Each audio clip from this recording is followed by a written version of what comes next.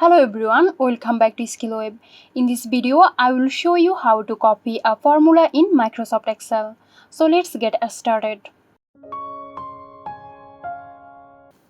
Begin by opening your Excel workbook where you have a formula you want to copy. Click on the cell that contains the formula you want to copy. Now from the Home tab, click on Copy icon.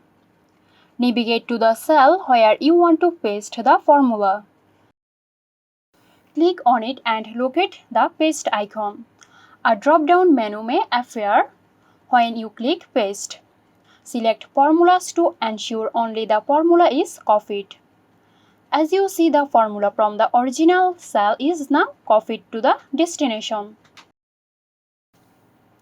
That's it. Hope this video helped you out. Stay tuned for more helpful tutorials here at ExcelWeb. This video is sponsored by Zerosoft. Zerosoft offers graphic design, UI UX design, digital marketing and web development. Elevate your brand with Zerosoft today. For more details, check the description box.